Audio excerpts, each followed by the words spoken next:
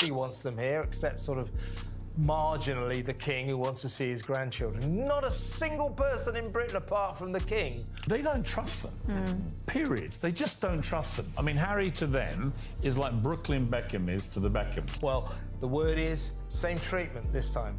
If they do get this audience with the king, they're going to be strip searched, not strip shirts. They're going to be searched, bodies searched, and they're not going to be allowed to take in phones They'll have to sign NDAs, probably. Recording devices. I mean, this is extraordinary, isn't it? The whole world knows this attempt at a reconciliation, in quotation marks, with the royal family is a desperate attempt by a couple that has failed in an epic, humiliating fashion. So when Harry comes back, particularly with his family, it's just one long right royal snub from the rest of the royals, and that's embarrassing to say the least. Today I am showing you explosive proof of how the BBC lied to me. That is our national broadcaster that is paid for by us, and they lied to protect Harry. 6 years ago, he walked away with a smirk, a plan, and a belief so bold it almost felt delusional that one day Britain would miss him. That absence would create longing. That silence would turn into applause. But this week, that illusion didn't just crack its shattered in public, loudly, brutally, and without mercy. Because what greeted him outside those gates wasn't nostalgia, it was rejection.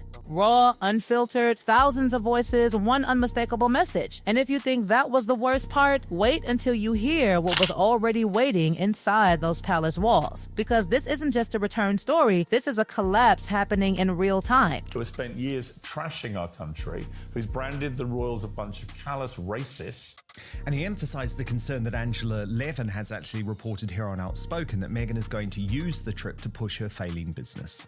Picture it carefully, because every detail matters. 6 years of carefully curated narratives, interviews designed to wound, a documentary crafted to expose, a book so sharp it reportedly made his own grandmother uncomfortable, accusations thrown at a grieving family, and then somehow a lifestyle pivot, a brand, raspberry jam jars priced like luxury artifacts, and now, after all of that, they return. But here's the question nobody is asking loudly enough: what did they actually expect? Cheers? Forgiveness?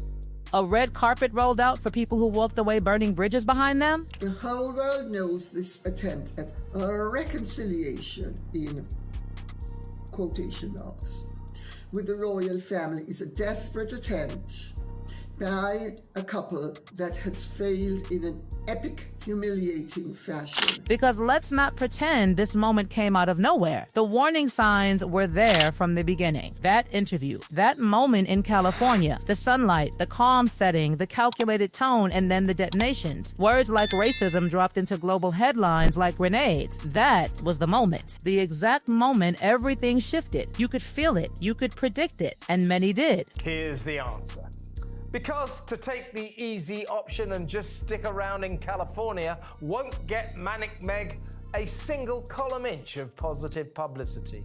In stark contrast, jetting back to Britain and hooking up with the king will garner the type of headlines the Duchess urgently requires if she is to have even the slightest chance of saving her dead business walking. People whispered it quietly at first, then louder. Watch this play out, they said. Watch where this ends. Because stories like this don't explode instantly, they unravel slowly. And now, 6 years later, the unraveling has circled back to where it all began. This idea that he thinks he's gonna waltz back in and everybody's gonna go, oh yay, Harry, is just a fanciful delusion on his part. But Harry and Meghan do live in delusion. It's how they've kept going, I think, this far, is that they have to delude themselves constantly as to their state in life. But they failed in Hollywood, they failed in the royal family, and they're going to try to fall back to the royals, but I just don't think that is a situation that will work at all, and they definitely will not be welcomed back. But here's the detail that changes everything. They weren't called back. There was no invitation dripping with warmth, no emotional reconciliation moment, no desperate plea from the family. No, this return feels different. Forced, calculated, almost necessary. Because when insiders start using words like desperate, you know something behind the scenes isn't just tense, it's breaking. He talks to Queen Camilla. He's friends with the princesses Beatrice and Eugenie, and just a few weeks ago was pictured partying with Edo, Beatrice's hubby. and that's a whole other story, but she was there too. So he has direct sources from within the royal family who are telling him, no, we don't trust Meghan, no, we don't want her back, and are even comparing Prince Harry to Brooklyn Beckham. And before anyone even steps outside into public judgment, you need to understand something chilling the real confrontation was already set in motion behind closed doors. This wasn't a casual visit. This was negotiated, structured, controlled, every move anticipated, every interaction watched. And at the center of it all, two figures who made one thing painfully clear before a single suitcase was packed: they do not trust them. Not slightly, not privately, not anymore. Camilla in particular has drawn a line so firm it might as well be carved in stone. No ambiguity, no softness, just a quiet, unwavering refusal to believe a word. And they said, oh, no. Camilla said you can't come through this way. She made him go through the security doors at the front to check for phones or recording devices, because she doesn't trust him an inch. And if you remember, she also insisted on sitting there throughout his meeting with the king to make sure he didn't leak anything. And if you think that's just speculation, look at the pattern. The last time he rushed back urgency in his steps after devastating news, he wasn't ushered in through quiet side doors reserved for family. No, he came through the front. Security checks, scanners, the same process as a stranger. Let that sink in. A prince treated like a visitor, because symbolism matters in places like this. And that moment, that was a message. How do you trust him, sir? How do you trust this son of yours who every single time you see him in the last few years, everything gets leaked? Then it got even colder. She sat in the entire meeting, watching, listening, not out of courtesy, but control. Because when trust disappears, presence becomes surveillance. And palace insiders have been whispering the same sentence over and over again: they cannot be trusted. Not debated, not softened, just stated. I think what would upset Prince William and the Princess of Wales is Harry and Meghan coming in general, not the offering of a royal estate, because that's happened in the past. It wouldn't surprise them.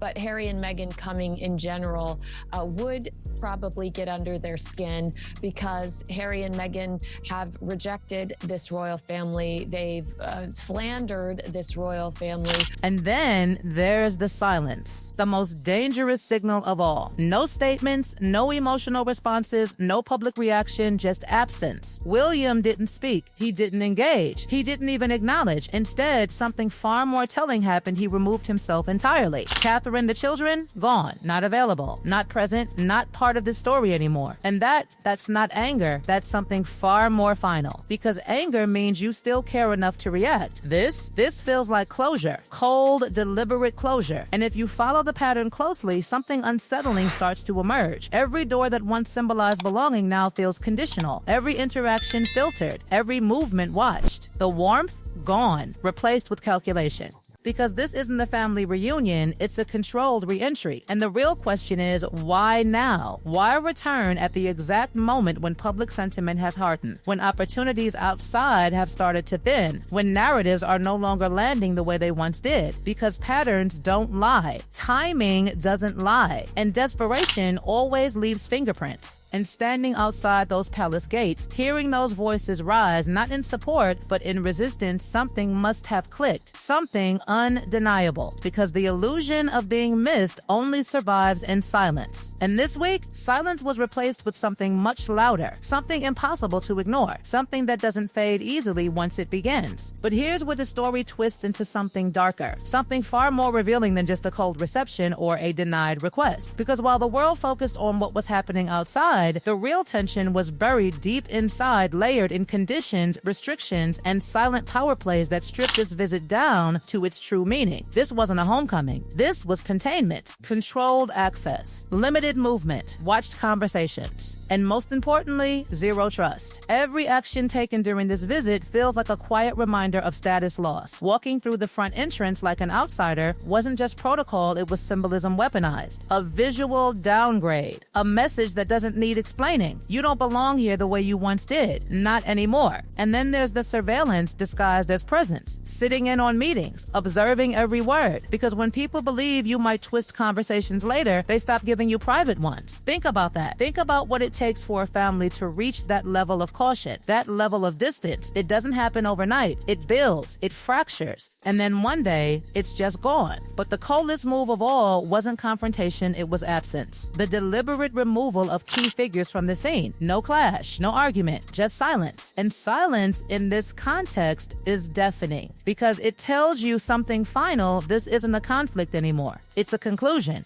Now step back and look at the broader pattern because this is where everything starts connecting. The demands that surfaced before this visit requests that felt out of sync with reality. A helicopter, Windsor access, privileges that belong to a life that was publicly rejected and yet privately desired. That contradiction, that's the crack running through this entire narrative. Leaving a system while still wanting its benefits, rejecting the structure but craving its power. And when those requests were denied, what followed wasn't acceptance, it was pressure, pushing boundaries, testing limits, until eventually reality answered back with something firm and immovable no. And here's the detail that makes everything feel even more calculated. The timing, the positioning, the sudden need for visibility. Because outside the palace walls, something else has been quietly shifting. Deals losing momentum, public fascination fading, projects failing to land the way they were supposed to. And when that happens, when attention starts slipping, there's only one place left that guarantees headlines the past. The connection. The very institution that was once described as suffocating now becomes the only remaining source of relevance. But the public isn't blind. That's the mistake in all of this. Because every move, every statement, every reappearance gets measured against what came before. And people remember. They remember the interviews, the accusations, the distance. So when the same figures return expecting a reset, what they get instead is resistance. Not out of cruelty, but clarity. And then comes the most uncomfortable layer of all the personal contradictions that no narrative can fully hide. Family being used as a reason for return, while other family members remain completely absent from that same circle. Relationships selectively valued, connections strategically activated. And once you see that pattern, it becomes impossible to unsee because it forces a question that lingers long after everything else fades. What is this really about? Reconciliation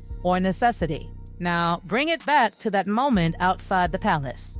The noise, the reaction, the unmistakable shift in tone. That wasn't just a crowd reacting in real time. That was years of perception crystallizing into a single response. And for the first time, it wasn't filtered, managed, or softened. It was direct. And inside those walls, behind all the protocol and restraint, there's an understanding settling in. Quiet, but undeniable. This isn't a return to what was. It's something else entirely. Something smaller. Something controlled. Something temporary. Because the door that opened this week, it didn't open wide. It opened just enough, and only under conditions. And here's the part that lingers, the part that doesn't resolve neatly. Because stories like this don't end with one visit, one reaction, one moment of clarity. They evolve.